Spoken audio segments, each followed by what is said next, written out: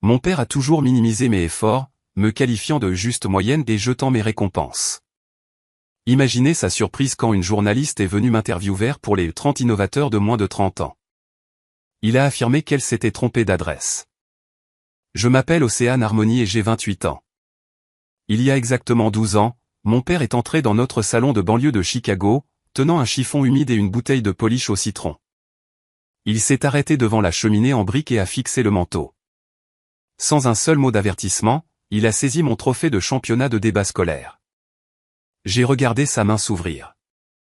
La lourde figurine en laiton lui a échappé des doigts et a heurté le fond de la poubelle en plastique de la cuisine avec un bruit sourd et creux. Il avait besoin de l'espace sur l'étagère pour exposer une plaque de tennis régionale remportée par mon frère aîné, Tristan. Quand je me suis levé du canapé pour lui demander ce qu'il faisait, mon père, Arthur, n'a même pas cligné des yeux. Il m'a regardé avec un rejet froid et calculé. Il a essuyé une trace de poussière sur la plaque de bois brillante de Tristan et a soupiré. Il m'a dit d'arrêter d'essayer si fort. Il a dit que j'étais juste moyenne et que je le serais toujours. Il a suggéré que j'économise mon énergie à chercher un mari convenable au lieu de courir après des chimères. Cette phrase est devenue la bande-son suffocante de ma jeunesse. Chaque bulletin parfait, chaque candidature universitaire, chaque ambition silencieuse était accueillie par ce même petit sourire dégradant. J'étais la déception désignée. Tristan était l'enfant d'or, destiné à une grandeur historique. J'ai passé plus d'une décennie à avaler cette marque spécifique de poison, prétendant qu'elle ne me brûlait pas la gorge. Mais mardi dernier, toute la hiérarchie stagnante de ma famille s'est fracturée en morceaux. Une journaliste financière senior du magazine La Tribune Financière a frappé à la porte d'entrée de la maison de mes parents. Elle portait un tailleur bien coupé et tenait un enregistreur audio en argent. Elle s'est présentée et a demandé une entrevue exclusive pour leur prochain reportage de couverture sur les 30 innovateurs de moins de 30 ans. Quand elle a regardé ses notes et a demandé à parler à Océane Harmony, mon père a ri directement à son visage. Il a croisé les bras sur son polo de golf de week-end et lui a dit qu'elle devait avoir la mauvaise adresse. Le mardi matin dans la banlieue de Chicago possédait toujours un calme printanier spécifique. Le tic-tac rythmé des arroseurs automatiques balayant les pelouses émeraudes manucurées signalait une autre journée d'opulence prévisible. Arthur Harmony se tenait dans le grand hall de la maison coloniale à 4 chambres qu'il considérait comme son royaume personnel. Il portait un polo de golf pastel impeccable et un pantalon kaki parfaitement repassé, se préparant pour un thé matinal à son club de campagne exclusif. Il fredonnait une mélodie basse, polissant la face de son nouveau driver en titane avec un chiffon en microfibre. Lorsque le lourd heurtoir en laiton a retenti contre la solide porte d'entrée en chêne, il s'attendait à un livreur déposant un colis de balles de golf premium. Il a ouvert la porte, arborant un sourire serré et pratiqué, prêt à offrir un pourboire condescendant. Au lieu d'un livreur, il a trouvé une femme debout sur son paillasson, dégageant une autorité calme et indéniable. Elle portait un blazer gris anthracite élégant, un pantalon ajusté et des lunettes cerclées de fils qui encadraient des yeux perçants et intelligents. Dans une main, elle tenait un enregistreur audio en argent. Dans l'autre, elle tenait en équilibre un épais portfolio relié en cuir. Elle n'a pas bronché sous le regard évaluatif de mon père. Elle s'est présentée comme étant Sarah, journaliste financière d'investigation senior pour la Tribune Financière. Arthur a gonflé la poitrine, se tenant un peu plus droit. Il a immédiatement supposé que l'univers reconnaissait enfin ses compétences parentales supérieures. Il a souri plus largement, révélant des dents parfaitement blanchies, et a dit à Sarah qu'elle devait chercher son fils, Tristan. Il s'est appuyé contre le chambranle de la porte, adoptant la posture d'un fier patriarche. Il a commencé à énumérer les qualifications de Tristan sans y être invité. Il s'est vanté que son fils était un brillant associé junior dans un cabinet d'avocats prestigieux du centre-ville, gérant des litiges d'entreprises complexes et à enjeux élevés. Il a offert d'appeler Tristan immédiatement pour organiser une entrevue, supposant que le magazine voulait un profil étendu des étoiles montantes du droit. Il a même mentionné la plaque de tennis régionale assise sur le manteau comme preuve de la dévotion de toute une vie de Tristan à l'excellence. Sarah l'a laissé terminer son monologue vantard. Elle n'a pas interrompu. Elle a simplement écouté, observant l'arrogance pure rayonnant de l'homme. Quand il a finalement marqué une pause pour respirer, elle a regardé son dossier imprimé, a tapoté son stylo contre la reliure en cuir, et a regardé à nouveau mon père. Elle a gardé sa voix égale et professionnelle, sans aucune trace d'amusement. Elle l'a informé qu'elle n'avait aucun intérêt à interviewer un jeune avocat. Elle a déclaré qu'elle avait été dépêchée pour brosser le portrait du fondateur visionnaire d'une plateforme financière révolutionnaire pour leur prochain numéro de couverture sur les 30 innovateurs de moins de 30 ans. Elle a regardé Arthur droit dans les yeux et a demandé à parler à Océane Harmony. La réaction fut instantanée. Arthur laissa échapper un rire fort et saccadé. Le son a résonné dans la rue tranquille de la banlieue, dérangeant un vol d'oiseaux dans le chêne voisin. Il secoua la tête, supposant que la journaliste était la victime d'une farce élaborée ou d'une erreur administrative flagrante. Il s'essuya une fausse larme de joie de l'œil et dit à Sarah qu'elle avait la mauvaise adresse. Il a explicitement déclaré que sa fille Océane n'était qu'une assistante administrative moyenne qui répondait au téléphone et allait chercher le café pour les vrais cadres d'entreprise. Il a affirmé « Je pouvais à peine équilibrer un compte courant de base, sans parler de gérer une entreprise de technologie financière. » Il a utilisé le mot médiocre 2 fois dans la même phrase. Je savais exactement pourquoi il pensait cela. Pendant des années, j'ai intentionnellement laissé croire qu'était une employée subalterne luttant pour payer son loyer. C'était un camouflage stratégique. Quand j'avais 19 ans, travaillant des doubles quarts épuisants dans un restaurant graisseux pour financer mes études à l'université d'État, j'ai demandé à mon père un minuscule prêt.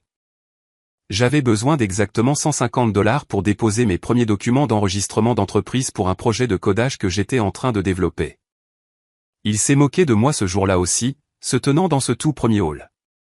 Il m'a dit d'arrêter de faire semblant, d'abandonner mon stupide passe-temps informatique, et de me concentrer sur la recherche d'un mari qui pourrait subvenir à mes besoins.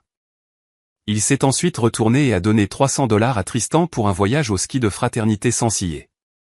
J'ai économisé mes pourboires de restaurant dans un bocal en verre conservé sous mon lit de dortoir jusqu'à ce que j'ai assez de billets froissés pour payer moi-même les frais de dépôt de l'État. Parce que je ne pouvais pas me permettre de louer une boîte postale commerciale, j'ai enregistré ma nouvelle société en utilisant l'adresse de ma maison d'enfance permanente. Je ne l'ai jamais changée. C'était un lien silencieux et invisible avec la maison où on m'avait répété que je n'arriverais jamais à rien. Sarah n'a pas réagi à sa moquerie. Elle n'a pas argumenté ni tenté de le persuader. Les journalistes qui passent leur carrière à disséquer les grands livres financiers de milliardaires impitoyables ne perdent pas leur souffle à débattre avec des hommes arrogants sur des perrons de banlieue. Elle a simplement ouvert son portfolio en cuir et en a sorti une seule feuille de papier.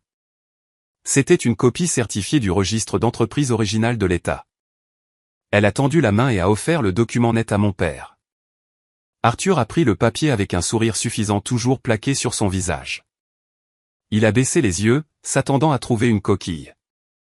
Le document portait le sceau officiel en feuille d'or de l'État de l'Illinois brillant sous le soleil du matin. Imprimé en gras noir se trouvait le nom de l'entité, Aura SAS. Juste en dessous se trouvait l'adresse commerciale désignée correspondant aux chiffres exacts boulonnés au pilier de briques reposant à quelques pouces de sa tête. Mais la dernière ligne est ce qui a coupé l'air dans ses poumons. Le registre indiquait le membre unique gérant, le fondateur et le directeur général, Océane Harmony. La suffisance a disparu du visage de mon père, remplacé par une confusion nette et suffocante. Ses yeux ont dévié du sceau d'or à la journaliste et retour au papier. Son esprit a lutté pour traiter les données contradictoires. Il a ouvert la bouche pour parler, mais aucun son n'est sorti. Sarah, remarquant son incapacité soudaine à saisir la réalité, a décidé de fournir le contexte nécessaire. Elle a tourné à la 2e page de son dossier. Elle l'a informé qu'Aura bouleversait actuellement tout le secteur de la finance mobile, fournissant des portefeuilles d'investissement automatisés pour des millions de travailleurs indépendants. Elle a lu les chiffres à voix haute, articulant chaque syllabe. Elle a déclaré que les analystes de Wall Street avaient récemment évalué l'entreprise de sa fille à près de $850 millions. Elle a demandé à nouveau si la fondatrice milliardaire était disponible pour un bref commentaire concernant son introduction en bourse à venir. Mon père a regardé la journaliste comme si elle parlait une langue étrangère. Le mot milliardaire est resté suspendu dans l'air humide du matin, lourd et suffocant. La fille qu'il avait écartée. La fille qu'il jugeait d'exception moyenne possédait une valeur nette qui éclipsait toute sa lignée générationnelle. La fondation de sa réalité a commencé à se fissurer et à se briser. Il avait passé 18 ans à construire une hiérarchie familiale rigide où Tristan trônait sur un trône doré et où l'on s'attendait à ce que je nettoie les sols. Cette seule feuille de papier prouvait que son trône était construit sur du sable et que je possédais toute la plage. Arthur a repoussé le document dans les mains de Sarah. Ses doigts tremblaient légèrement, trahissant sa panique interne. Il a bredouillé une excuse faible et défensive, affirmant que je ne vivais plus là et qu'il n'avait aucune idée du genre d'arnaque illicite que j'exécutais derrière son dos. Il a reculé dans le hall, se retirant dans la sécurité de son couloir comme un animal blessé.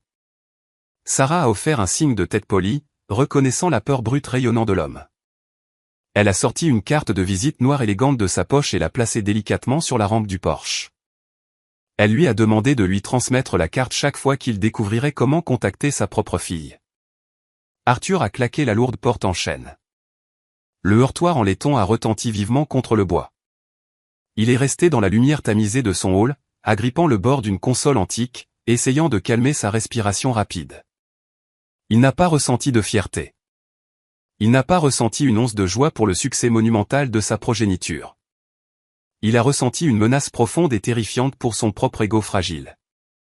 Si sa fille moyenne était un titan financier, qu'est-ce que cela faisait de lui? Qu'est-ce que cela faisait de son précieux enfant d'or qui vidait secrètement ses comptes bancaires? Il a sorti son smartphone de sa poche, ses doigts glissant contre l'écran en verre. Il a ignoré ses contacts et a composé mon numéro de mémoire. La journaliste frappant à sa porte n'était que l'étincelle initiale. La vraie explosion était sur le point de commencer via une connexion cellulaire, et j'étais assise dans mon bureau d'angle, regardant l'horizon de Seattle, parfaitement prête à répondre à l'appel. Arthur Harmony a bâti toute son identité sur l'illusion d'une prospérité illimitée. Au monde extérieur, il projetait l'image d'un patriarche aguerri dirigeant une riche dynastie de banlieue. Il passait ses après-midi à tenir court au bar du club de campagne, offrant des tournées de scotch coûteux et orientant chaque conversation vers son fils. Tristan était son chef-d'œuvre. Quand Tristan a obtenu sa lettre d'acceptation pour une école de droit d'élite de la côte est, Arthur n'a pas hésité à financer le prestige exorbitant. Il est entré dans sa succursale bancaire locale et a tranquillement signé une montagne de documents de prêt hypothécaire secondaire. Il a tiré parti de la valeur nette de sa maison coloniale à 4 chambres et a vidé discrètement ses portefeuilles de retraite pour s'assurer que Tristan n'aurait jamais à compromettre son style de vie luxueux. Pendant que Tristan rejoignait des fraternités exclusives et portait des costumes sur mesure achetés avec de l'argent emprunté, je naviguais dans une réalité nettement différente. Mon père m'a coupé les vivres le jour où j'ai obtenu mon diplôme d'études secondaires. Il m'a dit qu'investir dans mon éducation rapporterait un faible rendement. Je me suis inscrite dans une université d'État locale en utilisant une combinaison de subventions fédérales et de travail manuel incessant. Ma salle de classe n'était pas bordée de lierre. Mon campus était une grille de béton.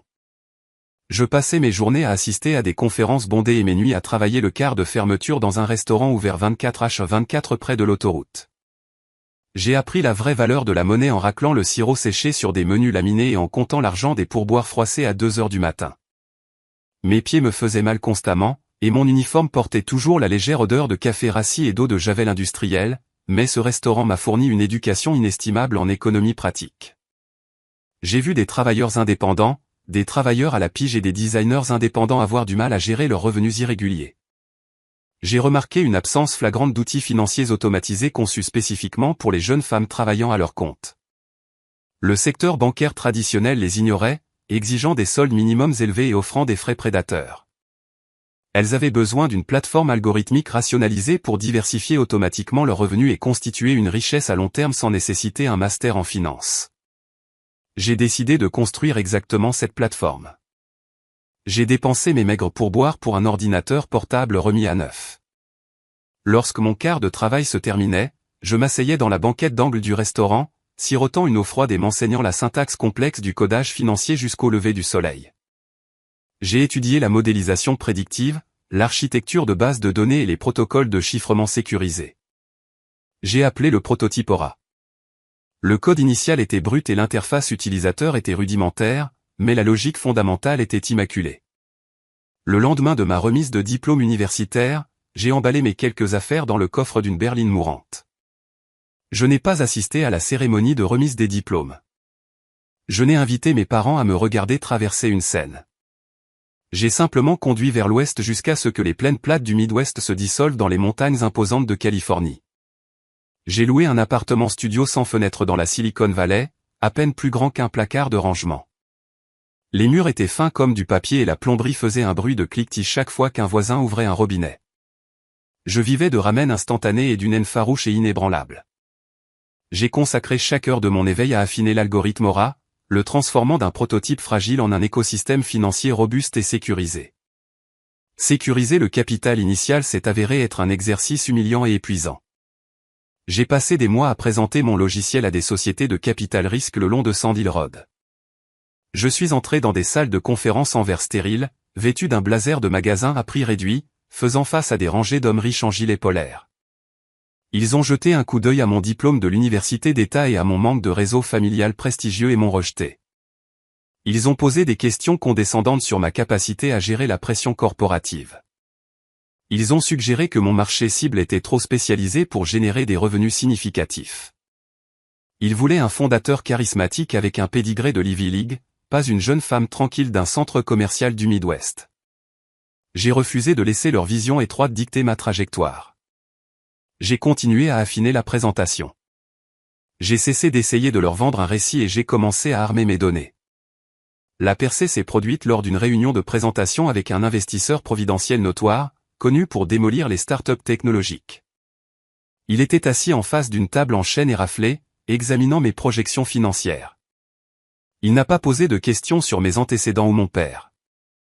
Il a suivi avec son stylo les colonnes des économies projetées et des algorithmes d'acquisition d'utilisateurs. Il a reconnu l'efficacité indéniable de mon code. Il a fermé son portfolio en cuir et m'a offert une offre de financement de démarrage sur le champ. Ce seul chèque a allumé la fusée. Au cours des 3 années suivantes, Aura est passé d'une start-up chétive à un mastodonte financier. Nous avons révolutionné le secteur de la finance mobile. Mon équipe est passée d'une opération solo dans un studio exigu à une main-d'œuvre de 300 ingénieurs brillants. À mon 25e anniversaire, je dirigeais des conseils d'administration et concluais des accords d'acquisition de 9 chiffres. Les analystes de Wall Street ont salué notre plateforme comme étant l'avenir de la gestion de patrimoine indépendante. J'ai transféré notre siège social dans une tour de verre tentaculaire dans le centre-ville de Seattle, occupant les 3 derniers étages avec une vue panoramique sur le détroit de Puget. Tout au long de cette ascension stupéfiante, je suis resté totalement invisible pour ma famille. Arthur continuait d'envoyer ses bulletins de vacances trimestriels à son cercle du club de campagne. Les pages glacées étaient remplies de photos vibrantes de Tristan assistant à des galas de réseautage d'élite et de vacances dans des stations de ski de luxe. Les bulletins ne contenaient jamais une seule phrase sur mon existence. Mon père était parfaitement content de m'effacer du récit familial, croyant que j'étais toujours piégé dans un cycle de médiocrité de banlieue. Il a choisi de vivre dans une illusion organisée où son fils était une étoile montante et sa fille une note de bas de page oubliée. J'ai permis qu'ils maintiennent leur fragile hiérarchie. Je ne leur ai pas envoyé mes communiqués de presse d'entreprise ni ne les ai invités à mes fêtes de lancement de logiciels. Défendre mon succès auprès de personnes déterminées à me mal comprendre me semblait un gaspillage profond d'énergie. Je me suis concentré sur l'acquisition de mes concurrents et l'expansion de ma part de marché. Je savais que la façade élitiste qu'Arthur avait construite pour Tristan était financièrement intenable. Un style de vie financé par la dette secrète et le désespoir parental possède toujours une date d'expiration. Il me suffisait d'attendre que la fondation pourrisse. La trajectoire de collision s'est finalement matérialisée ce mardi matin fatidique. Sarah, la journaliste de la Tribune financière, avait involontairement fait voler en éclats l'illusion que mon père passait près de 2 décennies à maintenir. Le document d'enregistrement d'entreprise certifié qu'il lui avait remis prouvait que la fille qu'il avait écartée était un titan de l'industrie reconnu. Il prouvait que toute sa métrique de succès était fondamentalement erronée. J'étais assise dans mon bureau exécutif de Seattle en train d'examiner un dossier d'acquisition immobilière commerciale. Les fenêtres du sol au plafond offraient une vue dégagée sur les eaux grises et agitées du port.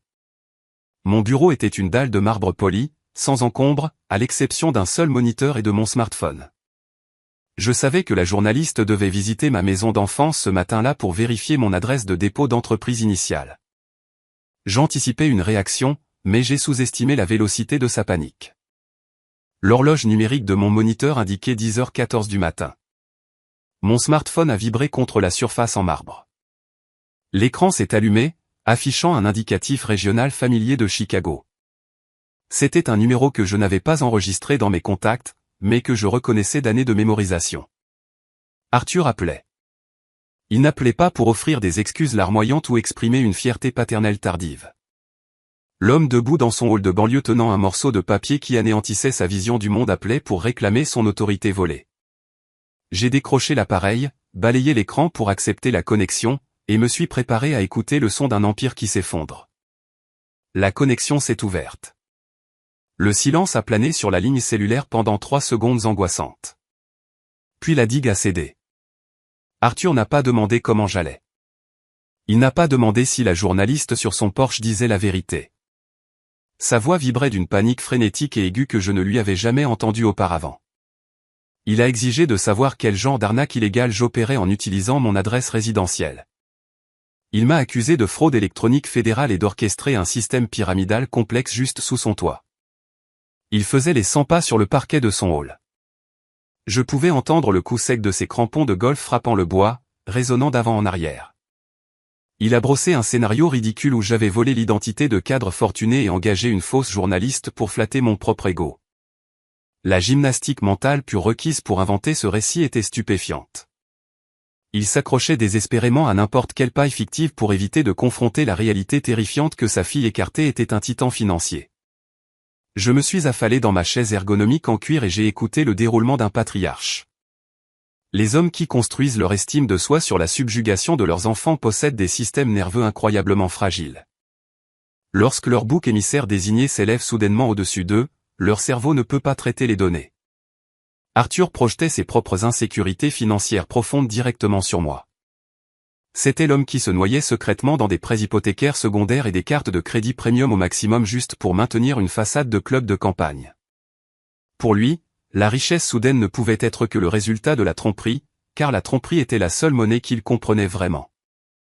Avant que je puisse offrir un seul mot de réfutation, un clic aigu a résonné sur le réseau.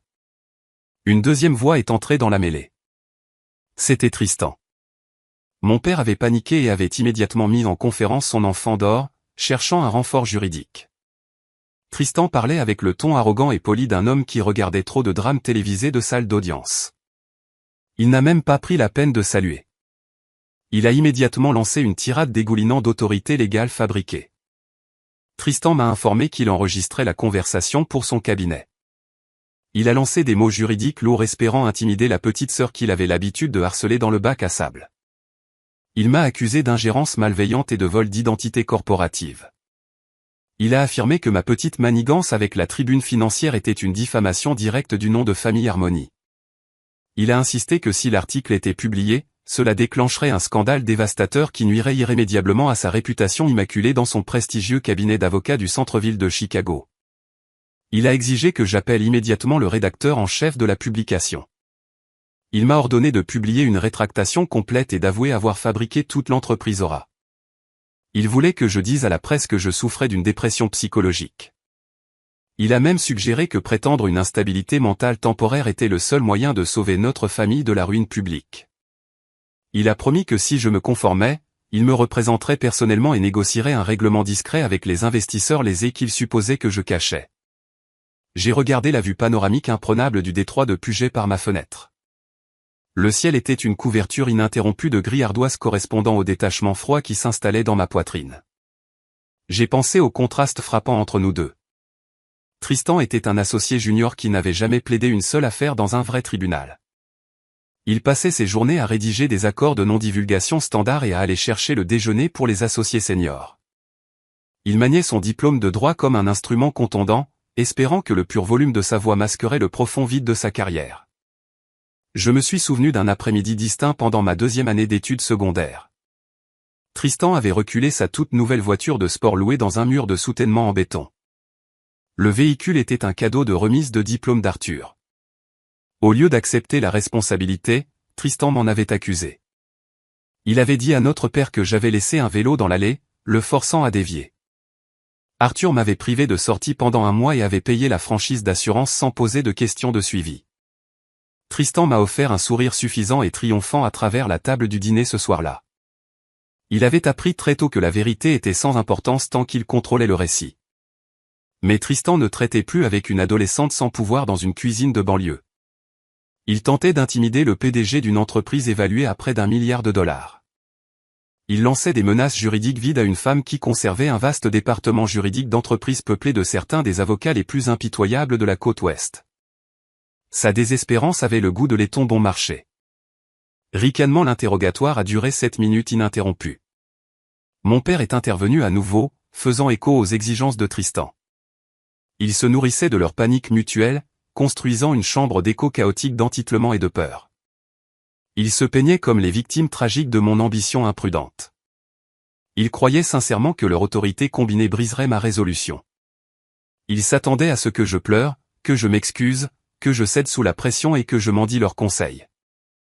Ils attendaient que la fille moyenne se rende. J'ai laissé le silence s'étirer quand ils ont finalement manqué de souffle. L'absence de ma réaction les a troublés. J'ai entendu mon père s'éclaircir la gorge nerveusement. Tristan a demandé si j'étais toujours en ligne, son ton perdant une fraction de sa confiance imméritée. Je me suis penché en avant, reposant mes coudes sur la surface fraîche en marbre de mon bureau. Je n'ai pas élevé la voix. Je n'ai pas justifié mes algorithmes, expliqué mes métriques d'acquisition d'utilisateurs, ou défendu la légitimité de mon financement d'amorçage. Expliquer mon empire à des hommes résolus à mon imperfection me semblait expliquer l'astronomie à un homme qui refuse de regarder le ciel. J'ai parlé avec une précision chirurgicale et calme. J'ai dit à Tristan que sa compréhension de la responsabilité d'entreprise était embarrassante pour un avocat pratiquant. J'ai suggéré qu'il revoie les statuts fédéraux concernant la diffamation avant de lancer le mot au hasard sur une ligne enregistrée. J'ai ensuite adressé la parole à mon père. Je l'ai remercié d'avoir fourni l'adresse résidentielle qui avait servi de rampe de lancement fondamentale pour ma société holding. J'ai dit que l'attrait du trottoir de son allée était fantastique dans nos dossiers d'entreprise. Arthur a bafouillé, tentant de lancer une nouvelle vague d'insultes, mais je l'ai coupé. Je n'ai laissé aucune place au débat. J'ai livré le fait final et immuable. J'ai dit aux deux que l'article de couverture de la tribune financière était déjà verrouillé. J'ai déclaré que le profil de 30 pages détaillant mon voyage de fille écartée à pionnière de la FinTech était imprimé, relié et chargé sur les camions de distribution. L'article sort vendredi. J'ai délivré les 6 mots avec la finalité d'un marteau de commissaire-priseur frappant un bloc de son.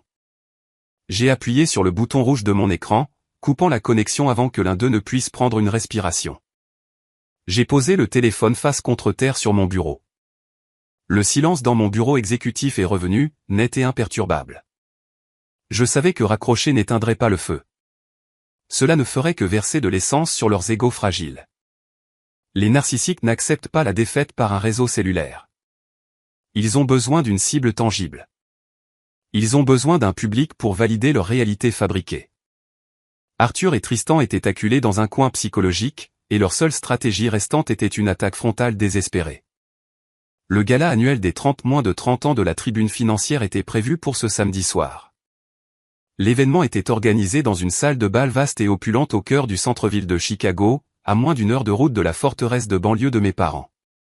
C'était l'événement de réseautage principal de la décennie, attirant des capital risqueurs éminents, la presse internationale et des milliardaires de la technologie. C'était une forteresse de succès authentique, lourdement gardée.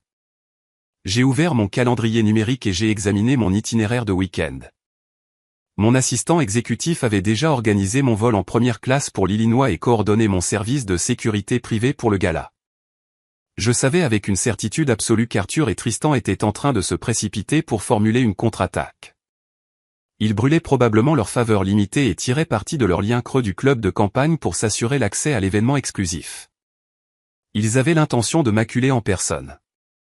Ils envisageaient une embuscade où ils pourraient m'intimider jusqu'au silence, m'attirer dans un couloir sombre et me forcer à faire une rétractation avant que l'élite de l'industrie technologique ne reconnaisse mon visage.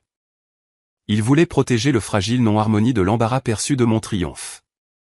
Ils complotaient pour perturber la célébration même de mon travail. Ils ne savaient pas qu'ils planifiaient méticuleusement leur propre exécution publique spectaculaire. Le piège attendait à Chicago et j'étais parfaitement prête à les regarder y tomber. Le vol de Seattle s'est posé à l'aéroport international OR un vendredi après-midi vif. La transition de l'air côtier humide du nord-ouest Pacifique au vent mordant de mon état d'origine portait un poids poétique distinct. J'ai contourné les terminaux bondés, sortant directement du tarmac privé pour monter dans une voiture noire en attente. Les vitres teintées m'ont isolé du pouls chaotique de la ville tandis que mon service de sécurité naviguait dans le labyrinthe tentaculaire des autoroutes du centre-ville. La dernière fois que j'ai traversé ces autoroutes spécifiques, j'étais une étudiante de 19 ans dans un bus de transport public, calculant si je pouvais me permettre une tasse de café générique avant mon quart de travail du soir. Aujourd'hui, un convoi synchronisé m'escortait vers le Magnifique Mile, où une suite pantouse dans un hôtel 5 étoiles attendait mon arrivée. Mon assistant exécutif avait transformé la suite en une zone de répétition méticuleuse pour le week-end à venir. Des portants de vêtements de créateurs longeaient le périmètre du salon, mais mon choix était déjà finalisé. J'ai choisi un tailleur blanc immaculé sur mesure possédant des lignes architecturales et une silhouette d'une netteté chirurgicale. C'était un départ délibéré de l'uniforme standard des robes de cocktail discrètes et des smokings noirs prévisibles. Le tissu agissait comme une manifestation physique de mon étau corporatif. Il était brillant, sans excuse et impossible à ignorer. Je me tenais devant le miroir du sol au plafond, inspectant la coupe précise du revers. Je n'avais pas besoin de diamants ou de bijoux superposés pour signaler mon arrivée. L'évaluation vérifiée d'Aura fournissait toute l'illumination nécessaire. De l'autre côté de la ville, dans les confins calmes et suffocants de la banlieue, une préparation nettement différente était en cours.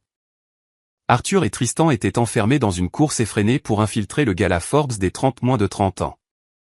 L'événement maintenait une liste d'invités exclusifs fortifiée par des couches de sécurité d'entreprise et une vérification stricte des accréditations. Ce n'était pas un dîner de charité où n'importe qui pouvait simplement acheter une table pour projeter une illusion de philanthropie. C'était un rassemblement d'élites de titans de l'industrie vérifiée, d'investisseurs internationaux et de journalistes éminents. Tristan comprenait les barrières rigides à l'entrée, mais son désespoir possédait un élan puissant. Il a passé son jeudi soir enfermé dans son bureau exigu au cabinet d'avocat, travaillant au téléphone. Il a épuisé son réservoir de faveurs professionnelles qui diminuait rapidement. Il a contacté un associé senior de son cabinet, un homme qui représentait plusieurs institutions financières majeures présentées dans le magazine. Tristan a raconté un récit frénétique, affirmant qu'il avait besoin d'assister au gala pour réseauter avec de potentiels clients fortunés afin de sauver les projections trimestrielles du cabinet. L'associé senior, agacé par les supplications incessantes, a transféré à contre-cœur 2 laissez-passer VIP d'entreprise au nom de Tristan. Tristan a imprimé les lanières numériques, ressentant une vague de triomphe imméritée.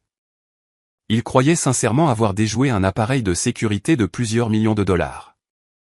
Samedi soir est arrivé, peignant l'horizon de Chicago dans des nuances de violet brisé et d'or. Arthur avait loué une berline européenne coûteuse pour le trajet vers la ville. Il ne pouvait pas se permettre le tarif journalier sans dépasser la limite de sa dernière carte de crédit, mais paraître riche restait sa priorité absolue. Il portait un smoking vintage qui sentait légèrement les produits de nettoyage à sec et les boules anti-mites. Tristan était assis sur le siège passager, ajustant le nœud de sa cravate en soie, son genou rebondissant d'une énergie cinétique nerveuse. Le duo père-fils a passé le trajet de 40 minutes à fortifier leur illusion partagée. Arthur agrippait le volant en cuir, prononçant un monologue pratiqué sur l'importance de protéger la réputation de la famille Harmony. Ils se sont convaincus que j'exécutais une manœuvre pathétique et désespérée. Ils s'imaginaient que je m'introduisais dans le lieu par un ascenseur de service, peut-être vêtu d'une robe de liquidation, prétendant me mêler à l'élite de la technologie.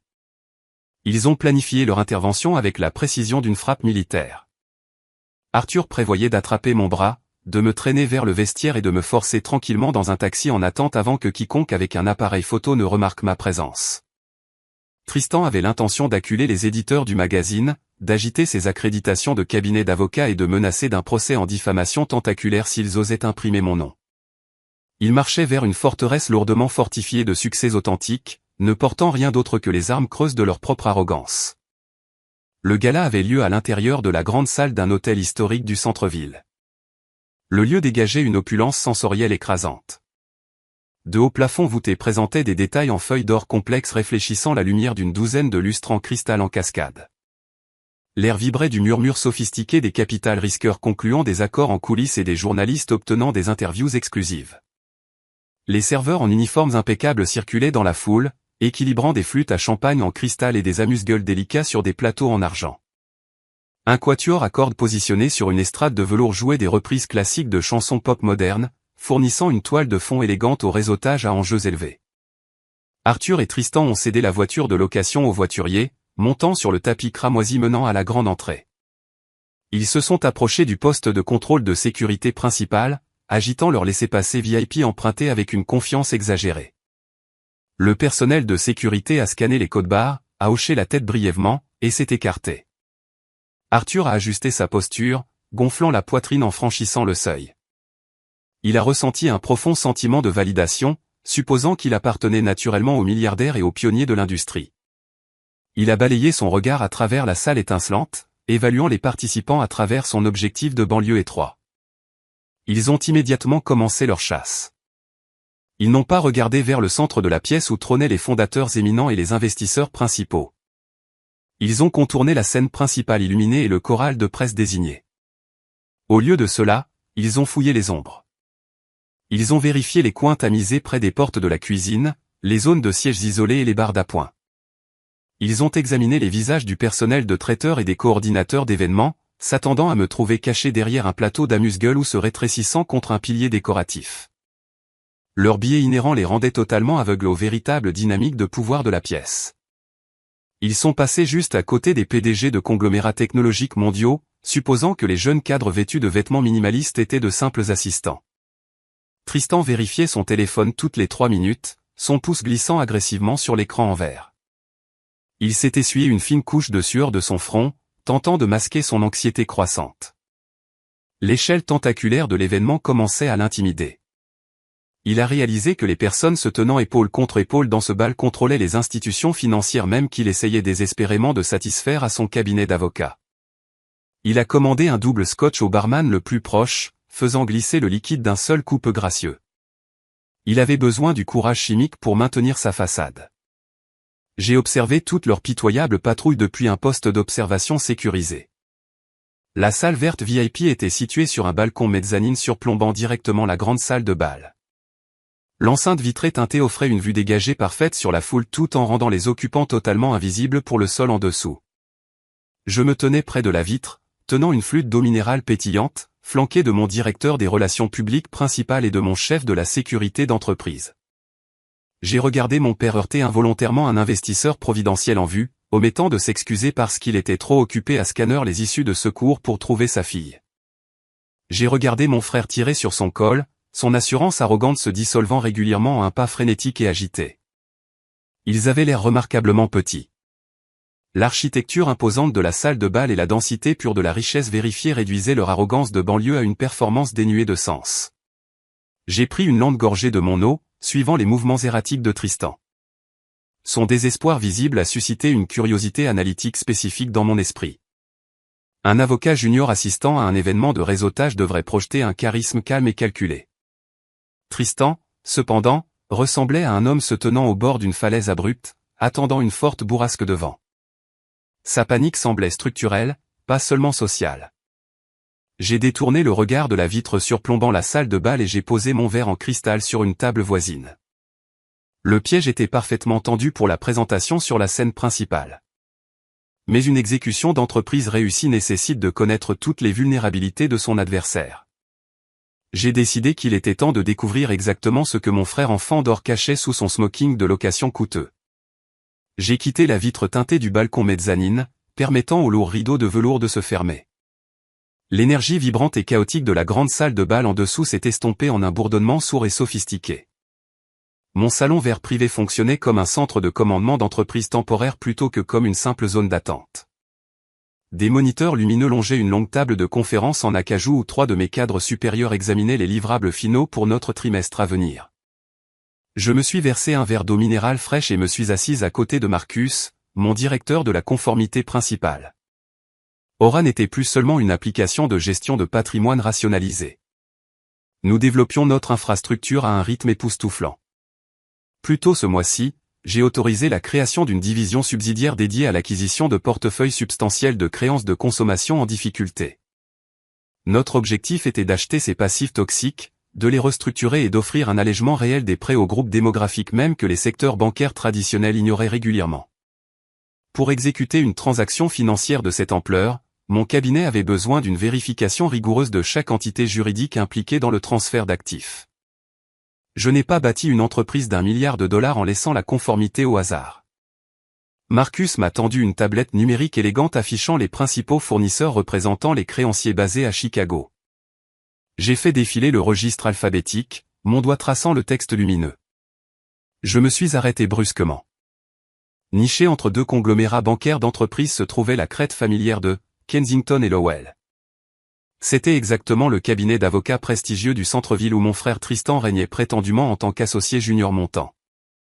Je n'ai trahi aucune once de reconnaissance personnelle. J'ai tapoté l'écran, faisant glisser la tablette vers Marcus. Je lui ai demandé d'exécuter une vérification approfondie des antécédents judiciaires de chaque avocat associé à cette firme spécifique avant de signer les documents d'acquisition finaux. Marcus a hoché la tête, ses doigts volant sur son clavier, lançant nos algorithmes propriétaires d'évaluation des risques. Il a supposé que c'était de la diligence raisonnable corporative standard. Il ne savait pas qu'il était sur le point de découvrir la fondation pourrie de ma hiérarchie familiale. Tandis que le logiciel passait au crible les registres d'État, les dépôts financiers et les bases de données juridiques, je suis retourné vers la fenêtre drapée. J'ai pensé au volume de l'arrogance imméritée que Tristan portait dans sa posture en bas. Je me suis souvenu d'un après-midi d'été humide pendant ma dernière année d'études secondaires. J'avais obtenu une bourse d'études complète pour l'université d'État. Quand j'ai fièrement montré la lettre d'acceptation officielle à mon père, il n'a à peine jeté un coup d'œil au papier. Il était trop occupé à écrire un chèque de scolarité conséquent pour un cours de préparation au test d'été que Tristan avait déjà échoué 2 fois. Arthur a tapoté l'épaule de mon frère, lui assurant que les tests standardisés étaient intrinsèquement truqués contre le génie naturel. La lettre de bourse s'est retrouvée ensevelie sous une pile de coupons de magasins d'alimentation sur l'îlot de cuisine.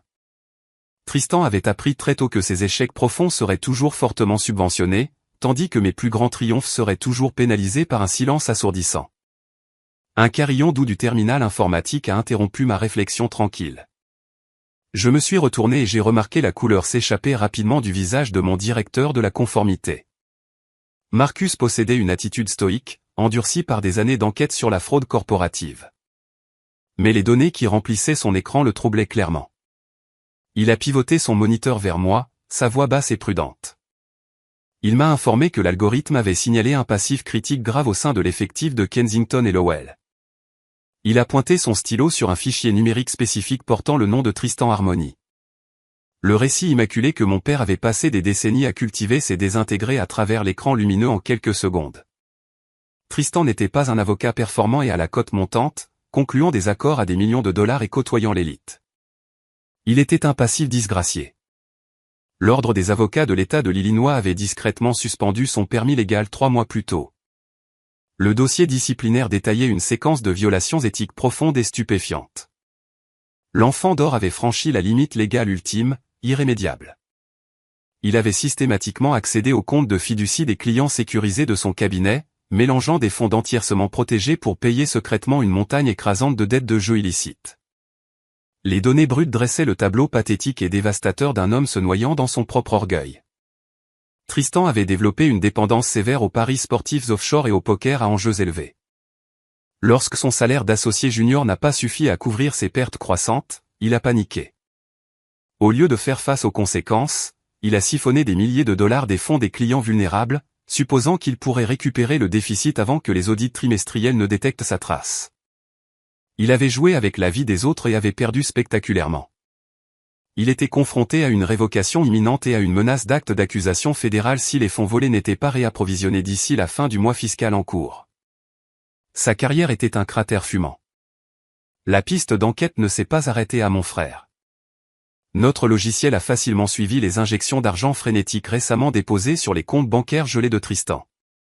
L'origine de ces lignes de vie financière désespérées remontait directement à mon père. Arthur avait discrètement contracté une deuxième hypothèque brutale à intérêt élevé sur la maison coloniale de banlieue où j'avais grandi. Il avait drainé les dernières gouttes restantes de sa valeur nette de retraite et avait transféré l'argent à son fils criminel dans une tentative frénétique d'empêcher Tristan d'aller en pénitencier fédéral. Le patriarche du club de campagne s'asséchait pour couvrir un crime. L'ironie stupéfiante m'a submergé comme de l'eau glacée. Les 2 hommes qui se tenaient actuellement sur le parquet de la salle de bal en bas, me traquant pour protéger leur réputation familiale immaculée, se noyaient dans une mer de fraude vérifiée. Arthur m'avait traité de moyenne et de médiocre tout en ruinant secrètement ces dernières années pour financer un stratagème d'escroquerie. Tristan m'avait menacé de poursuites pour diffamation tout en cachant une licence suspendue et une enquête criminelle imminente. Leur existence entière était une illusion pourrie soutenue par de l'argent volé et une illusion parentale. Ils sont entrés dans une forteresse de succès authentique vêtue de l'armure volée de menteurs. Je n'ai ressenti aucune tristesse. Je n'ai ressenti aucune once de pitié pour l'enfant d'or qui s'était finalement brûlé les ailes en volant trop près de son propre orgueil. J'ai ressenti la clarté froide et indéniable d'un grand maître voyant les derniers mouvements sur un échiquier. J'ai ordonné à Marcus de contourner les résumés numériques et d'imprimer le dossier disciplinaire brut et non censuré. L'imprimante laser lourde dans le coin de la suite a ronronné, produisant page après page de preuves indéniables. Les relevés bancaires, les avis disciplinaires et les virements frénétiques de l'hypothèque surchargée de mon père tombaient parfaitement dans le bac de sortie. J'ai rassemblé les feuilles de papier chaudes, alignant les bords avec une précision délibérée. J'ai glissé les documents accablants dans un dossier en cuir gaufré élégant, lissant ma main sur le matériau sombre. J'ai fait venir Vance, mon chef de la sécurité d'entreprise imposant. Je lui ai tendu le dossier, mes instructions étant nettes et sans compromis. Je lui ai dit de garder le dossier en sécurité et de se tenir juste à mes côtés au moment où je descendrais de la scène principale et entrerais dans le salon privé. Le piège était entièrement armé, chargé avec les munitions exactes que ma famille avait si généreusement fournies. J'ai vérifié la montre en argent à mon poignet. Les organisateurs de l'événement signalaient l'avertissement de 2 minutes pour la présentation du conférencier principal via l'oreillette sécurisée. J'ai lissé les revers de mon tailleur blanc et j'ai pris une inspiration profonde et stable. Il était temps de tirer le rideau, d'entrer dans le projecteur aveuglant, et de laisser la fille moyenne se présenter formellement au monde. La zone des coulisses de la grande salle de bal ressemblait à l'intérieur pressurisé d'un moteur à haute altitude. Je me tenais dans les lourdes ombres des ailes en velours, sentant la faible vibration rythmique du quatuor de cordes classiques à travers les fines semelles de mes chaussures. Mon directeur des relations publiques principales s'est approché de moi et m'a adressé un dernier signe de tête bref avant de lisser l'épaule de ma veste de tailleur architectural blanc. Il a murmuré que la salle était à sa capacité légale maximale. Avec tous les principaux organes de presse et investisseurs technologiques du Midwest regardant la scène, je sentais le poids du dossier en cuir sombre dans la main de mon chef de la sécurité se tenant 2 pas derrière moi. C'était la seule armure physique dont j'avais besoin pour la soirée. La musique dans l'étage principal a changé brusquement. Le quatuor classique élégant s'est estompé et une pulsation électronique moderne et nette a pris sa place. Le rédacteur en chef du magazine La Tribune Financière s'est approché du podium en acajou, illuminé par un seul projecteur brillant qui traversait la salle de bal tamisée. Il a éclairci sa voix et ses mots amplifiés ont rempli la salle caverneuse, résonnant contre les plafonds voûtés en feuilles d'or. Il a commencé à décrire la liste annuelle des innovateurs, racontant à la foule l'histoire d'un visionnaire qui n'avait pas suivi le chemin traditionnel de l'Ivy League vers le succès. Il a parlé d'une fondatrice qui avait construit une infrastructure financière sécurisée dans les ombres sombres de l'industrie pendant que d'autres s'occupaient de poursuivre un statut social creux. Il a annoncé l'innovatrice la plus valorisée de l'année. Il a déclaré qu'Aura commandait actuellement une valorisation vérifiée de 850 millions de dollars. Il a ensuite prononcé le nom que mon père avait essayé d'enterrer dans une poubelle en plastique de banlieue il y a 12 ans. Il a souhaité la bienvenue sur scène à la fondatrice et PDG, Ocean Harmony. Je suis sorti de derrière le lourd rideau de velours. Les lumières de la salle étaient tamisées, mais la scène était inondée d'une lumière blanche aveuglante qui faisait disparaître le monde au-delà du bord de la plateforme dans un flot brumeux. L'écran numérique haute définition imposant derrière moi s'est animé, affichant mon portrait d'entreprise et les chiffres financiers stupéfiants que Sarah, la journaliste, avait mentionnés sur le porche. L'échelle massive de l'image rendait ma silhouette grande de 20 pieds. J'ai ajusté le microphone et j'ai regardé la mer de costumes sombres et de robes de soirée scintillantes. J'ai scruté la première rangée de la section VIP. Cette zone était réservée exclusivement aux sponsors d'entreprises de plus haut niveau et aux associés seniors des cabinets d'avocats, ce qui explique exactement comment Arthur et Tristan avaient réussi à se frayer un chemin dans la salle en utilisant des accréditations empruntées. Je les ai repérés instantanément. Ils se tenaient près d'une sculpture de glace décorative ornée, tous deux tenant des verres à scotch en cristal à moitié vides. Mon père était en pleine phrase, chuchotant probablement une autre insulte désobligeante sur ma prétendue fraude à un donateur voisin. Au moment où mon nom a résonné dans les haut-parleurs, Arthur s'est figé. Il a regardé la scène, les yeux écarquillés et vides, comme s'il voyait un fantôme se matérialiser devant lui. J'ai vu sa main perdre prise. Son lourd verre en cristal lui a glissé entre les doigts et s'est brisé sur le sol en marbre blanc avec un bruit qui a semblé aussi fort qu'un coup de feu dans la salle attentive. Du liquide sombre a éclaboussé ses chaussures cirées, mais il n'a même pas regardé en bas. Le patriarche du club de campagne voyait enfin la réalité qu'il passait une décennie à essayer d'effacer. Tristan se tenait juste à côté de lui. Son expression arrogante et suffisante s'était entièrement désintégrée en un masque de choc pur et non atténué. Sa mâchoire s'est décrochée et son visage est devenu de la couleur des cendres humides. Il a regardé de moi à l'écran géant, affichant ma valeur nette, puis de retour au podium. Il ressemblait à un homme qui venait de voir sa vision du monde frauduleuse s'enflammer. L'enfant d'or regardait la sœur moyenne, et pour la première fois de sa vie, il n'avait pas de mots à utiliser contre moi. J'ai pris une lente inspiration et j'ai commencé mon discours d'ouverture de 5 minutes. Je n'ai mentionné aucun de leurs noms. Je n'ai pas parlé des dîners d'enfance où j'étais ignoré ou des trophées qui ont été jetés pour faire place à ces plaques de tennis. J'ai parlé du cran spécifique nécessaire pour bâtir un empire quand on vous dit tous les jours que vous êtes médiocre. J'ai parlé de l'erreur de jugement des gardiens prestigieux qui valorisent le pédigré sur la performance. J'ai maintenu un contact visuel direct et perçant avec mon père tout le temps. J'ai dit à la salle que lorsque les gens vous traitent de moyenne, ils ne décrivent pas votre potentiel, mais leur propre imagination limitée. J'ai dit que certaines personnes passent toute leur vie à garder un clubhouse tandis que d'autres achètent le terrain sur lequel le clubhouse est construit. J'ai vu Arthur tressaillir. Je l'ai vu détourner le regard, incapable de soutenir mon regard tandis que les personnes les plus puissantes de la ville m'offraient une ovation debout soutenue. Les applaudissements étaient un mur de son physique qui validait chaque heure passée dans ce restaurant ouvert 24h24 à racler le sirop des menus. Et chaque nuit où j'ai dormi dans ce studio de la Silicon Valley. J'ai quitté la scène en sentant la chaleur des lumières de la scène sur mon dos. Je ne suis pas retourné à la salle de bal principale. J'ai marché directement vers le salon VIP privé situé derrière la scène principale. Je savais que la présentation n'était que le dévoilement public. La vraie confrontation attendait dans le couloir. Vance, mon chef de la sécurité, s'est mis à marcher à mon rythme, sa main reposant sur le dossier en cuir contenant les secrets criminels de Tristan. Il m'a informé par son oreillette que mon père et mon frère tentaient déjà de franchir le périmètre de sécurité du salon. Ils ne venaient pas offrir un câlin tardif ou des excuses sincères. Ils venaient pour récupérer leur autorité volée. Ils venaient pour attaquer parce qu'ils croyaient toujours que j'étais la fille qu'ils pouvaient réprimander et faire taire. J'ai hoché la tête et j'ai dit à l'équipe de sécurité de les laisser entrer. Je voulais qu'ils aient exactement ce qu'ils étaient venus chercher. Je voulais qu'ils aient un public. Alors que j'entrais dans le salon, l'air était épais avec l'odeur des lys et de la cire de sol coûteuse. Je me suis tenu près d'une table basse en marbre et j'ai attendu. Les lourdes portes au bout du couloir se sont ouvertes avec un bruit sourd contre la moquette bleu marine. Arthur et Tristan ont marché vers moi, leur visage rougi par un mélange dangereux d'humiliation et de cupidité. Arthur n'avait pas l'air d'un père fier. Il ressemblait à un homme qui venait de découvrir une voûte cachée et essayait de trouver la combinaison. Tristan transpirait à travers son smoking loué, ses yeux se dirigeant vers la porte comme s'il s'attendait à ce qu'une escouade d'agents fédéraux fasse irruption à tout moment. La fille moyenne avait disparu, et ils affrontaient enfin la femme qui possédait le terrain sur lequel ils se tenaient. Je veux que vous imaginiez leur expression lorsqu'ils ont réalisé que la fille qu'ils traitaient de déception était maintenant la personne qu'ils devaient supplier pour survivre. Laissez un commentaire et dites-moi si vous avez déjà eu un moment où vous avez finalement obligé vos détracteurs à voir la vérité. Je veux entendre vos histoires de victoire.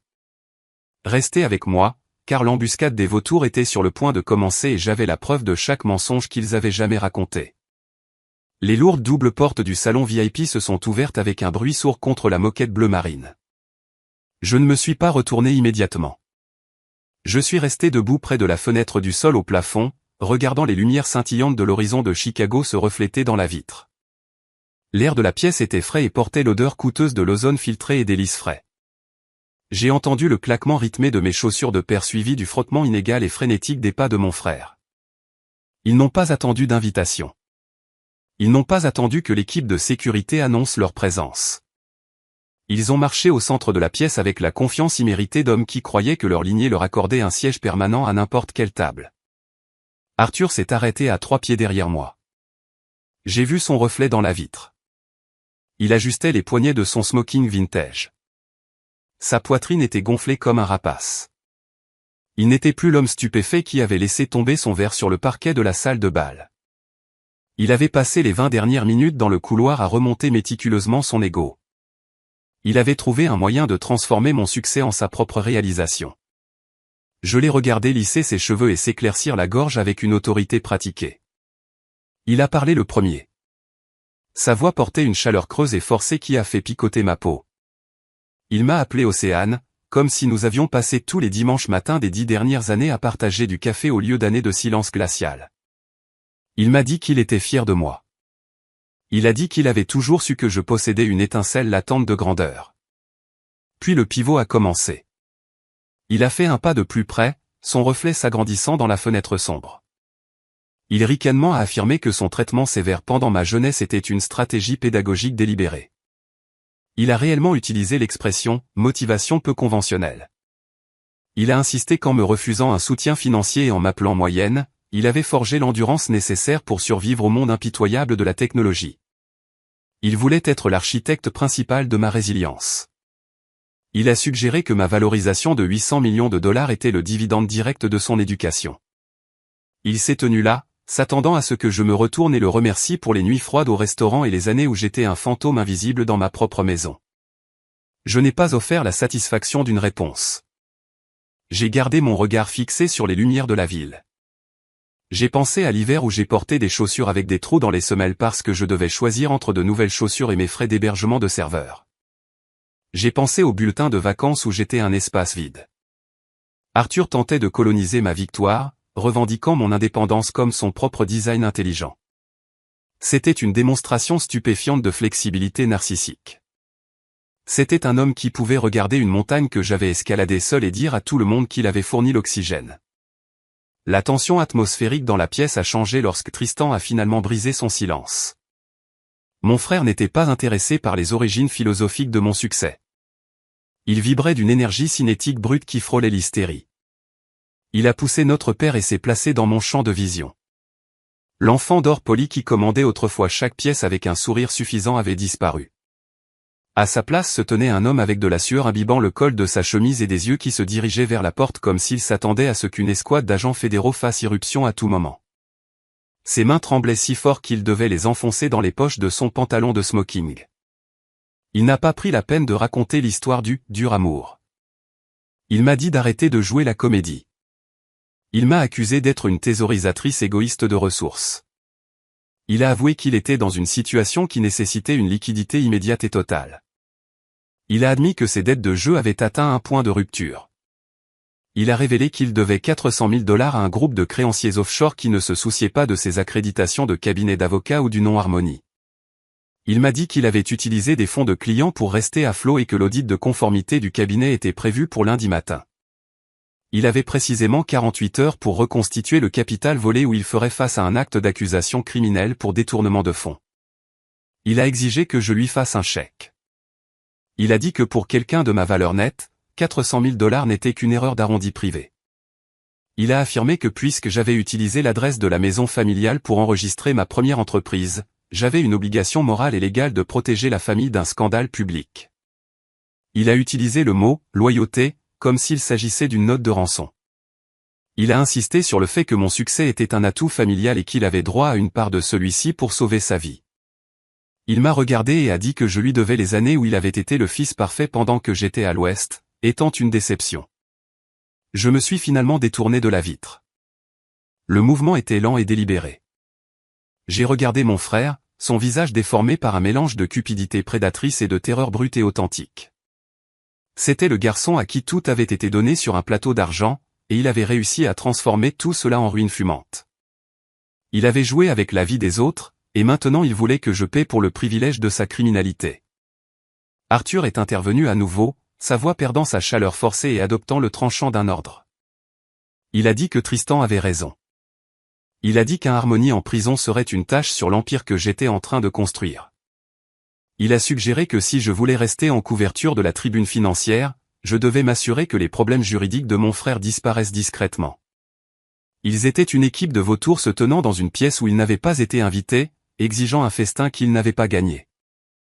J'ai regardé les deux hommes se tenant sous le lustre en cristal du salon privé. Le silence entre nous était lourd et total. Je n'ai pas tendu la main vers mon chéquier. Je n'ai offert aucun mot de réconfort. J'ai senti la présence de Vance, mon chef de la sécurité, se tenant derrière moi. Je savais que dans sa main, il tenait le dossier en cuir contenant la preuve vérifiée de chaque mensonge qu'ils étaient en train de raconter. L'enfant d'or demandait un sauvetage, et le patriarche exigeait un dividende. Il supposait que j'étais toujours la fille moyenne qu'il pouvait intimider jusqu'à la soumission. Il ne savait pas que j'étais sur le point de leur montrer exactement ce qui se passe lorsque vous essayez de faire chanter une femme qui construit ses propres fondations. Le conflit dans la pièce ne concernait plus le passé ou les trophées ou le restaurant. Il s'agissait de survie. Tristan a fait un pas vers moi, sa voix tombant en un grondement bas et menaçant. Il m'a dit que si je ne l'aidais pas, il ferait de sa mission de détruire ma réputation. Il a promis de dire à tous les journalistes de la ville que j'étais une fraude qui avait bâti mon entreprise sur des idées volées. Il était acculé et il était prêt à mettre le feu à la maison avec nous deux à l'intérieur. Je l'ai regardé respirer, sa poitrine se soulevant d'effort. Il attendait que je craque.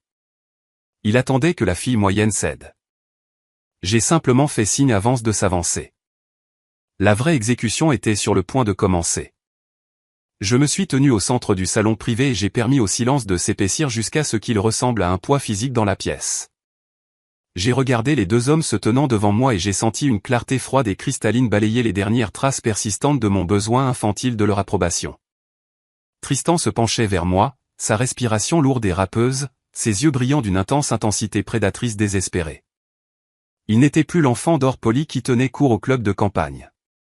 C'était un homme se tenant sur un précipice qui se rétrécissait, cherchant quelqu'un à pousser dans l'abîme pour pouvoir remonter. Arthur se tenait légèrement derrière lui, sa mâchoire figée dans cette ligne rigide familière d'autorité imméritée, ses bras croisés sur sa poitrine comme s'il était toujours le juge-président de ma vie. Carter a ricané et s'est essuyé une perle de sueur de la tempe avec le dos de sa main. Il m'a dit que sa patience avait atteint sa limite finale. Il s'est penché plus près, sa voix tombant en un sifflement bas et vibrant qui résonnait contre les murs de marbre. Il m'a rappelé que les documents fondamentaux d'Aura étaient enregistrés en utilisant l'adresse de ma maison d'enfance. Il a affirmé qu'il avait déjà consulté un associé senior en contentieux de son cabinet et qu'ils étaient prêts à plaider devant un tribunal du Delaware que la famille avait légalement droit à une participation de 50% dans ma propriété intellectuelle. Il a appelé cela une réclamation d'équité de sueur. Il a menacé de déposer une injonction d'urgence lundi matin qui paralyserait mes actifs pendant des années et ferait dérailler efficacement mon introduction en bourse imminente. Il a promis de traîner mon nom dans la boue jusqu'à ce que l'industrie technologique me considère comme une fraude qui avait siphonné des ressources de sa famille pour construire une fortune privée. Arthur est intervenu à nouveau, sa voix perdant sa chaleur forcée et adoptant le tranchant d'un ordre. Il m'a dit d'arrêter d'être difficile et d'agir comme un membre de la famille Harmony. Il a insisté que si j'écrivais le chèque de 400 000 $ immédiatement, nous pourrions laisser cette malheureuse incompréhension derrière nous et avancer en tant que front uni. Il a suggéré qu'en tant que milliardaire, je devrais être reconnaissante d'avoir l'opportunité de protéger le nom de famille de l'embarras d'un scandale public. Il parlait comme s'il m'offrait un règlement miséricordieux au lieu d'exiger une rançon pour mon propre travail acharné. J'ai pensé aux années où j'ai passé à me rendre plus petite pour qu'il puisse se sentir plus grand. Je me suis souvenu des dîners où ma voix était un espace vide et des trophées qui étaient rejetés parce qu'ils ne correspondaient pas à la définition étroite du succès de mon père. J'ai regardé Arthur et j'ai réalisé qu'il me considérait toujours comme une ressource à gérer plutôt que comme une fille à respecter. Il avait passé 18 ans à m'entraîner à croire que j'étais moyenne. Et maintenant, il essayait de tirer parti de cet entraînement pour me harceler afin de subventionner l'incompétence criminelle de son fils. Il supposait que parce que j'étais une femme, j'accorderais de l'importance à la paix familiale plutôt qu'à la logique financière. Je n'ai pas tendu la main vers un chéquier. Je n'ai offert aucun mot de négociation. J'ai simplement tourné légèrement la tête et j'ai fait signe à Vance, qui se tenait comme une sentinelle de pierre près des lourdes portes en acajou. Mon chef de la sécurité s'est avancé, ses mouvements silencieux et précis. Dans sa main, il tenait le dossier en cuir gaufré que Marcus avait préparé dans le salon vert. Il ne me l'a pas tendu. Il l'a tendu vers Carter. Carter a arraché le dossier, ses doigts tremblants d'une avidité frénétique. Il supposait probablement que c'était l'accord de transfert signé qu'il avait exigé. Il a commencé à offrir un sourire suffisant et triomphant, regardant notre père comme pour signaler leur victoire. Mais lorsqu'il a ouvert la couverture et a vu la première page, le sourire ne s'est pas seulement estompé. Il s'est désintégré. Les documents à l'intérieur n'étaient pas un règlement. Ils étaient un enregistrement chirurgical de sa propre ruine. J'avais utilisé les algorithmes même que mon père appelait un passe-temps stupide pour suivre chaque odeur qui avait circulé dans les comptes de mon frère. Le dossier contenait le dossier vérifié de l'Ordre des avocats de l'État concernant la suspension de son permis. Il contenait les copies des fonds d'entièrement des clients mélangés et les registres spécifiques des syndicats de jeux d'argent offshore qui le traquaient actuellement. Il comprenait même les dossiers détaillés du prêt hypothécaire secondaire qu'Arthur avait contracté pour financer aveuglément ce désastre. J'ai regardé Carter scanner les pages, son visage devenant couleur de cendre. L'associé junior arrogant et confiant qu'il avait ridiculisé pendant une décennie s'est évaporé juste devant nous. Sa posture s'est effondrée et ses épaules se sont hissées vers ses oreilles comme s'il essayait de disparaître. Il a tourné les pages de plus en plus vite, sa respiration devenant une série de halètements aigus et superficiels. Il a regardé les relevés bancaires qui prouvaient que je savais exactement combien il avait volé et où l'argent était allé.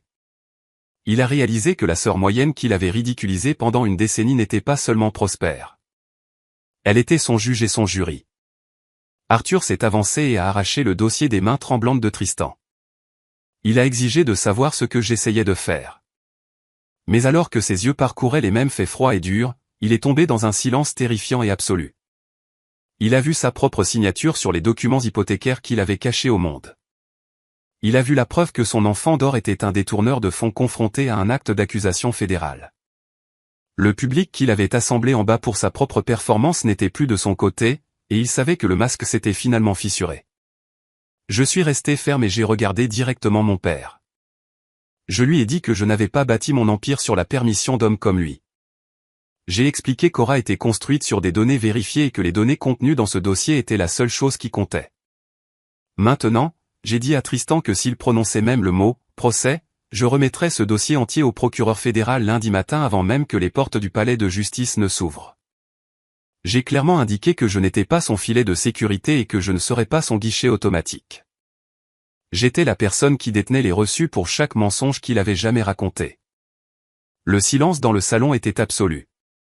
Ma mère, Diane, était apparue dans l'embrasure de la porte, le visage humide de larmes, ses mains tremblantes alors qu'elle observait l'effondrement final de la hiérarchie qu'elle défendait depuis 35 ans.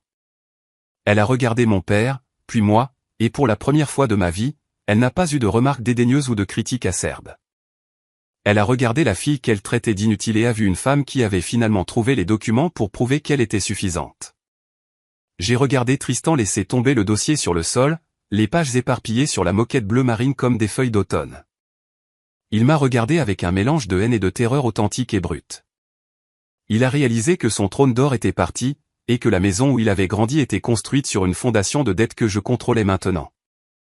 Mais avant que l'un d'eux ne puisse prononcer un autre mot désespéré, les lourdes portes se sont ouvertes une fois de plus. Un associé directeur senior du cabinet d'avocats de Tristan, qui assistait au gala, est entré dans la pièce. Il a vu les dossiers disciplinaires éparpillés sur le sol. Il a vu le visage cendré de Tristan et il m'a vu. L'échec et mat final n'était plus une menace. C'était une réalité entrant par la porte. Je suis Océane Harmonie et je voulais que ma famille sache que la fille moyenne ne survit pas seulement, elle garde les reçus. There we go. We covered all our PP. I love how he just like he smirks at that. He laughs at that right after. Oh, it's beautiful. I think those are the 3 that I have of you, Press, and then I need to add like I think I probably need to add 1 or 2 more from your recent live stream. There's some beautiful moments. Beautiful moments indeed. Let's see. Haven't streamed in 2 weeks, pretty much. Just keeping up with school. Might go live tonight, though. Yeah. That's fair. How many classes are you taking, Shock? Are you taking like the classic 3 classes or 4 classes, or is it like even more than that? Because I think, at least here, like in Washington State, and I would say in probably a lot of areas of the U.S., I think that 3 classes. 3 classes is kind of what is the minimum to be considered like a full-time student. But I mean, you could be a part-time student for all I know. 3 classes? Okay. Hell yeah. How close are you to graduating? Because I think we did talk about this a little bit. I remember making a comment during one of your streams where I was like, I swear that Shock was already like, you know, already a graduate from college and university and whatever. I thought you were done with school a long time ago. But I hope you're close to, you know, graduating. Hope you're close to getting the degree. Yo, what's going on, OG? Welcome on in, homie. How are we doing today? Welcome, welcome, welcome. By the way, chat, any lurkers that are hanging around, just want to give you a heads up. In about 45 seconds from now, we have an ad break that's going to start. So there's gonna be a short ad break. I won't do any gameplay during the ad break. We'll wait until afterwards, and then we'll continue doing some Red Dead stuff. But yeah, hopefully school's going well, Shock. I know how frustrating school can be, especially if you're not someone who loves taking classes and you know, basically learning things that potentially may never ever have anything to do with your career in the future. That is always a lot of fun with college and university. So hopefully you're not suffering too much. But yeah, best of luck with the classes, man. And yeah, if you do end up going live tonight or sometime soon, I will do my absolute best to see if I can stop by and say hello. What am I up to? I am trying, maybe unsuccessfully, I am trying to see if I can finish Red Dead 2 today. I'm trying to see if I can, you know, wrap up the entire game, because we are currently in the epilogue part 2 of the game. And we have, I think, roughly about maybe, you know, before I started stream, I kind of researched this. It seems like we have about 3 to 5 hours of gameplay left until we finish the entire journey. We wrap everything up.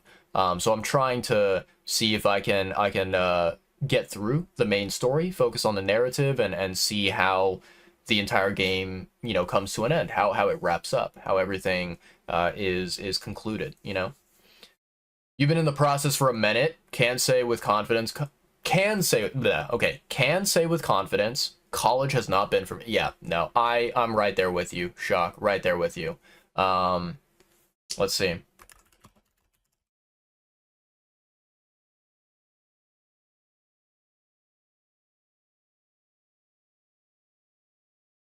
Cool. Yeah. Yeah, we got an ad break going on right now. I'll refrain from saying anything important during the ad break. Not really anything useful going to be coming out of my mouth at all during the 3 minutes. But OG, thanks for stopping by, homie. Shock, same thing for you. Press, everyone else who's lurking around. You guys are awesome. But yeah, let's do some stretches. Let's kind of relax a little bit during the 3-minute break. Maybe hydrate as well. And we'll soon be back. We'll soon be back.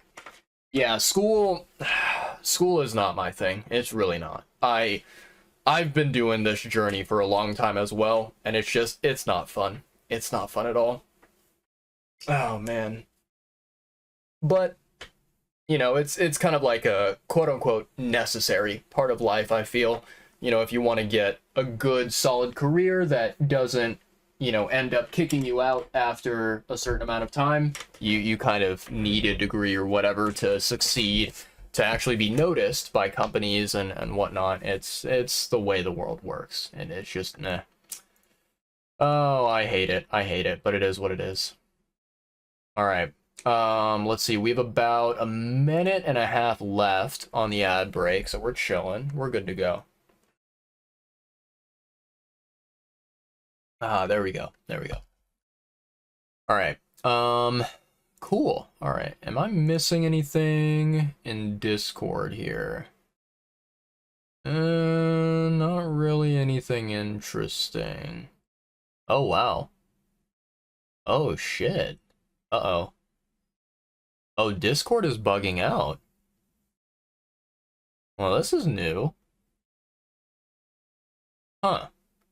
I just got like a...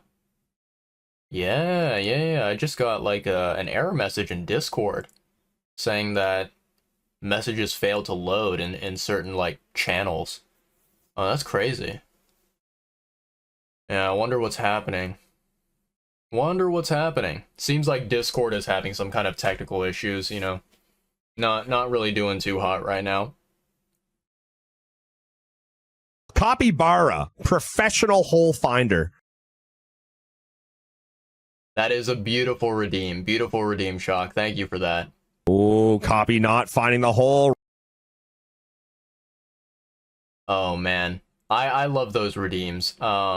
For for anyone who doesn't know the context of that, so that streamer who is in the clips, right, for that redeem, his name is VSwed. He is an amazing streamer, probably one of the only few big streamers that I watch regularly that I really enjoy, because you know, VSwed, he is the type of guy where he has, you know, like usually between 200 to 300 average viewers, right, every single stream.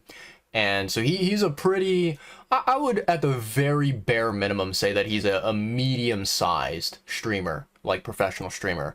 And you know, the thing that I love about VSwed and his channel is that he is very, very, very community focused. He always is, you know, interacting with his chat, always, you know, just having some lovely conversations with his viewers. And he always, you know, prioritizes focusing on his chat rather than just like, you know, single-handedly focusing on playing a video game, right? And so, you know, Sweat is just a very, very, very kind, wholesome guy.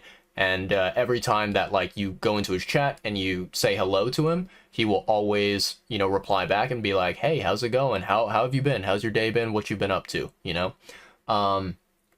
Sweat is really entertaining. He primarily does, like, Souls content, which, you know, unsurprisingly, that is why I watch him.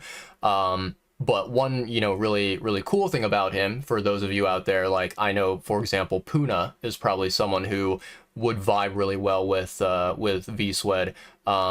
You know, Swed, his username on Twitch, right? He kind of told this story. He's told it many times before, but I heard about it kind of relatively recently.